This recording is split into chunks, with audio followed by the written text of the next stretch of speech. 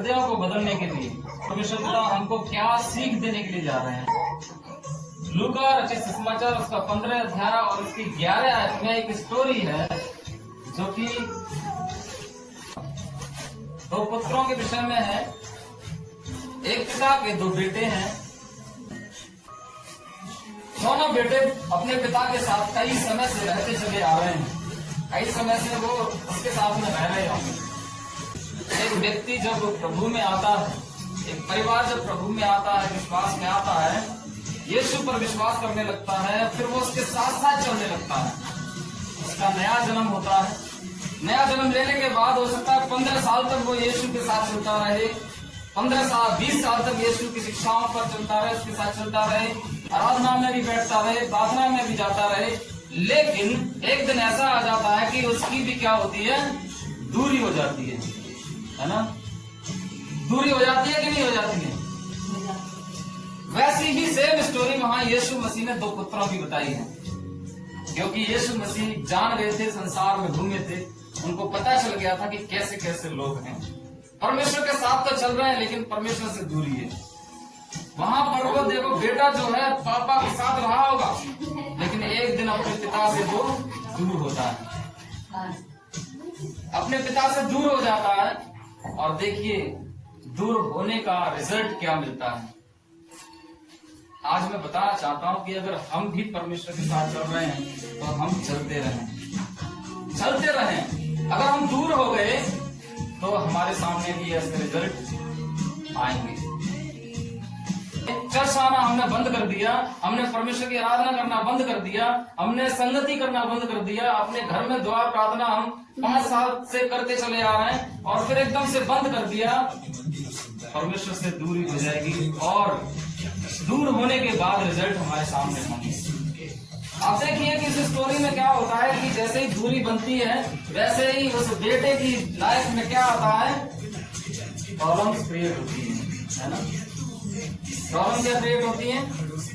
दूर चला जाता है तो वो अकाल में फंस जाता है, भूखा मरने लगता है। इतनी प्रॉब्लम में वो फंस जाता है सिर्फ किस वजह से? परमेश्वर से दूरी बनाने से, अपने पिता से दूरी बनाने से। उसके साथ ये सारी समस्याएं जुड़ जाती हैं। आज सोचने का समय है। इस कहानी से परमेश्वर हमें बताना चाहते हैं कि हमें परमेश्वर के साथ में जब हमारा अटूट विश्वास जुड़ा है, जब हम यीशु मसीह में विश्वास करके आए हैं, तो हमें साथ साथ चलने की जरूरत है। और कब तक चलने की जरूरत है? अपनी सांस के आखिरी दम तक। उसके साथ में प्रॉब्लम क्रिएट हुई है, हम भी प्रॉब्लम में फंस सकते हैं, हमारे घर में भी अकाल पड़ सकता है। जो हम अच्छा अच्छा खा रहे हैं हो सकता है कि वो सब छिन जाए, वो सब छिन जाए, ऐसा हो सकता है। परमेश्वर सब कुछ कर सकता है। परमेश्वर अपनी दया भी दिखा सकता है, परमेश्वर अपना प्यार भी दिखा सकता है, तो परमेश्वर अपना क्रोध भी दिखा सकता है। दोनों ही बातें हैं। परमेश्वर अपना क्रोध भी दिखा सकता है। अपने मनों को बदलो, कैसी चाल चल रहे हो। एक नबी हग्गे थे पुराने नियम में, उन्होंने भी कहा था अपनी कलीसिया में, एक का साथ हम जब पढ़ेंगे, क्या लिखा है थोड़ा पढ़ दीजिए। पुराने नियम में हग्गे की पुस्तक है, उसका 1 अध्याय उसकी 7 आयत। सेनाओं का यहोवा तुमसे क्या कहता है? यूं इस प्रकार कहता है, सुन लीजिए ध्यान लगा के। अपने अपने चाल चलन पर सोचो। अपने अपने चाल चलन पर कहाँ से सोचो? आत्मा से, मन से। सोच कहाँ से होती है पैदा? मन से। जो सोच लिया, यहाँ से जो सोच लिया वही हम करते हैं। तो इसलिए परमेश्वर का वचन कहता है कि अपने अपने चाल चलन पर विचार करो, सोचो कि कैसी चाल चल रहे हो। क्योंकि वो परमेश्वर है, वो सब कुछ कर सकता है।